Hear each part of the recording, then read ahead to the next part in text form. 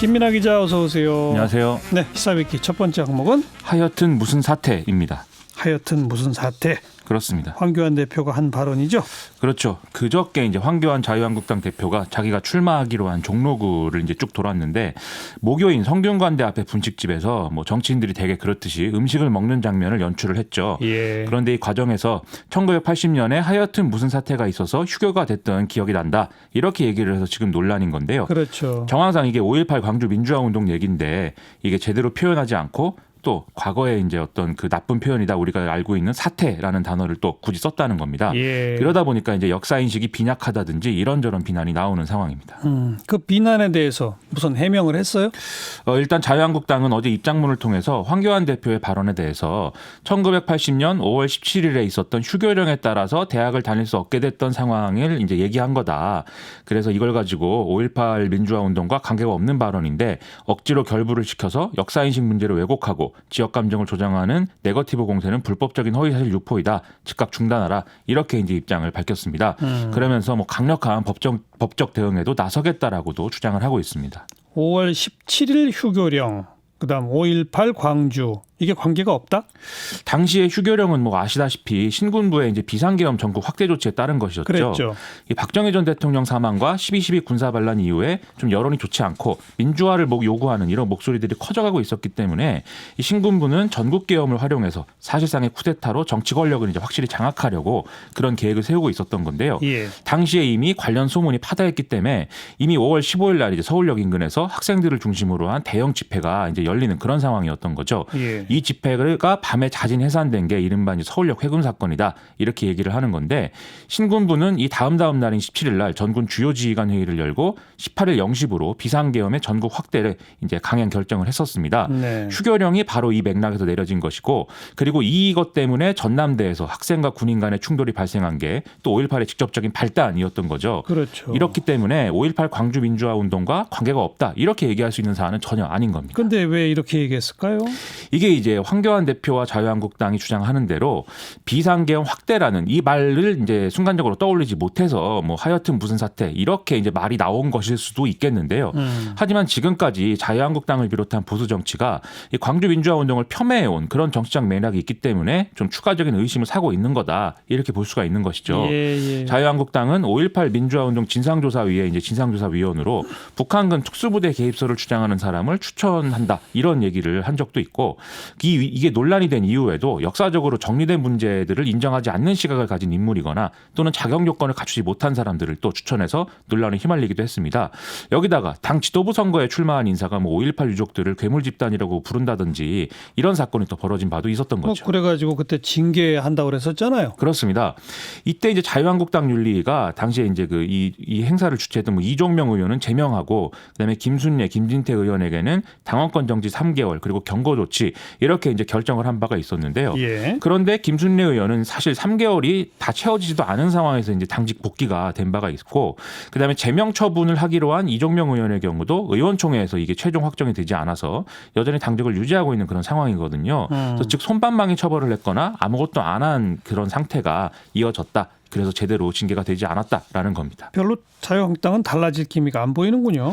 그렇죠. 이게 자유한국당의 전신이었던 정당들도 이렇게 좀 노골적으로 부정하는 이런 이제 문제가 아니었는데 지금 지지층이 극단화되어 있기 때문에 지금 이제 그 광주 민주화 운동에 대해서도 좀 이 지지층의 눈치를 보는 상황이 아니냐 이런 해석들이 나오고 있는 것이죠.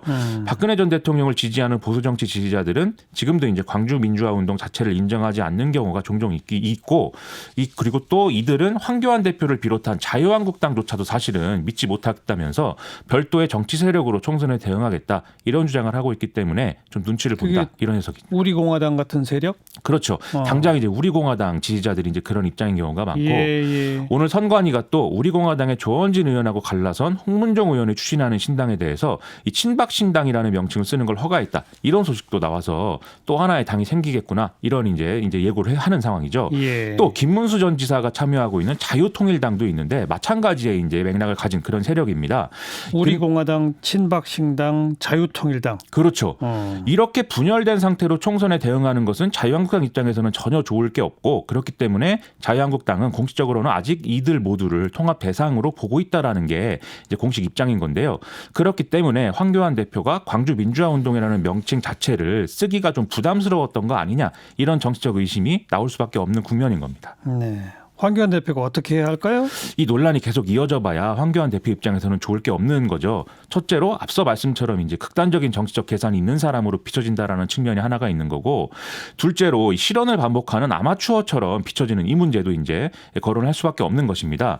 그리고 셋째로 결국 이런 논란이 선거에 도움을 주지 않는다, 즉 리더십의 문제로 비화될 수 있어서 좀 진화가 필요한 상황인데, 그럼 어떻게 해야 되느냐? 순간적으로 좀 말이 잘못 나왔던 것뿐이고 우리도 광주 민주화 운동을 인정하고 이 땅의 민주주의를 위해서 노력한 분들에게 항상 감사한 마음을 갖고 있다. 이렇게 정리를 하면 사실 문제가 될 게 없는 거 아니겠습니까? 그런데 지금 상황은 이렇게 하지 못하는 이유가 있다는 거기 때문에 이건 지금 설명이 안 되는 그런 상황이라 큰 문제다라고 얘기할 수밖에 없는 것 같습니다. 야, 시사위키 두 번째 항목은요? 공포의 크루즈선입니다. 그 신종 코로나 바이러스. 그렇습니다. 이 일본 요코하마 인근에 지난 3일부터 정박해 있는 이 다이아몬드 프린세스호 내에서 어제 새로 이제 60명 이상의 감염자가 발생했다고 해서 총 감염자 수가 163명으로 집계가 되는 상황입니다. 그러게요. 오늘 일본 교도통신은 일본 정부 관계자를 인용해서 지병이 있는 승객이나 고령자들에 대한 하선을 검토하고 있다, 이렇게 보도를 했는데요. 하지만 이게 실제로 되더라도 뒤늦은 대응이다라는 지적은 지금 피할 수가 없는 그런 상황입니다. 근데 뭐 더 널리 퍼뜨릴까 봐 배에서 못 내리게 한다더니 왜 또 갑자기 하선 조치를 검토해요? 원래 일본 정부는 첫 감염자 발생이 확인돼서 이제 격리가 된 그 5일을 기점으로 해서 추가 감염이 발생하지 않으면 2주 후인 19일에 이제 선내 격리를 해제한다, 이런 입장이었습니다. 예. 그런데 이런 원칙을 적용을 할 경우에 감염자가 추가로 발생하면 다시 그때를 기준으로 2주를 세매야 되는 거 아니겠습니까? 아, 그러네요. 그렇죠. 그러면 이제 격리는 장기화될 수밖에 없는 거고, 지금과 같은 상황이라면 2차, 3차 감염이 계속될 수밖에 없는 것이죠. 예. 더군다나 이 배에 탑승하고 있는 사람이 지금 3,700명이 넘는데 예. 또 이 중에 승객의 경우에는 60대 이상 고령자들이 80% 이상이라는 거거든요. 예. 그럼 이런 감염이 발생했을 때 더 치명적인 문제가 될 수밖에 없는 것이기 때문에 뒤늦게라도 하선 조치를 언급을 하고 있는 것 같습니다. 게다가 내부에서 이렇게 서로 격리될 수도 없게 상황이 굉장히 열악하다면서요? 그렇습니다. 지금 승객들은 선실에 격리되어 있는 상황인데 이 선실 자체가 좁고 또 다른 사람하고 같이 지금 있는 경우들이 있는 거거든요. 네. 여기다가 음식은 이제 매일 이제 방으로 배달되는 상황인데 그래서 밖으로 나올 수조차 없는 거죠. 하루에 단 몇 분만 갑판 위로 올라오는 게 허용되는데 그마저도 다른 사람하고 접촉을 최소화하기 위해서 걸을 수 있게 한 공간이 이제 1m 가량에 불과해서 상당히 문제다라는 얘기 나오고요. 더군다나 나머지 이제 1,000명 정도는 이제 선원들인데 이 사람들은 거의 팔꿈치가 부딪힐 정도의 좁은 공간에서 승객들을 위한 식사 준비라든지 이런 거를 수행하고 있는 상황이라는 거거든요. 참. 이런 환경이라니까 바이러스 전염은 더 쉬울 수밖에 없는 것이죠. 그래서 하선 조치를 검토한다. 그러면 배에서 내리면 어떻게 한다는 거예요? 이 사람들을 그대로 지역사회로 들어가게 할 수는 없기 때문에 육상의 수용시설을 지금 확보해야 되는 상황입니다. 예. 그래서 일본 언론에 따르면 일본 정부가 전국 지자체에 감염증 지정 의료기관이 아니더라도 환자 수용을 지시하라, 이렇게 준비하라, 이렇게 지시했다고 하는데요. 이게 확보되면은 따로 준비된 이동수단을 통해서 또 승객들이 이송을 시켜서, 그리고 여기 증상이 없는 사람의 경우도 마찬가지 19일까지의 건강상태 경과는 관찰을 해야 되는 지금 상황인 것이죠. 네. 그리고 이게 수가 또 너무 많기 때문에 만만치 않은 과정이 될 것이기 때문에 아마 일본 내에서도 이 과정을 두고 여러 가지 논란이 제기될 것 같습니다. 그러니까 배 안에 그냥 가만 놔두려고 했는데 그랬다가는 감염을 더 걷잡을 수 없이 통제가 어렵다. 그렇죠. 더 그래서 치명적인 결과 야기할 수 내리게 있는. 해서 다른 시설로 옮기겠다는 얘기고, 그렇습니다. 그 방침이 어떻게 정해지는가에 따라 우리 국민들도 좀 운명이 정해지겠네요. 그렇습니다. 14명이 있기 때문에 네. 우리 정부하고 좀 밀접하게 이제 논의를 잘 해야 될 것 같습니다. 김민아 기자 수고하셨어요. 고맙습니다.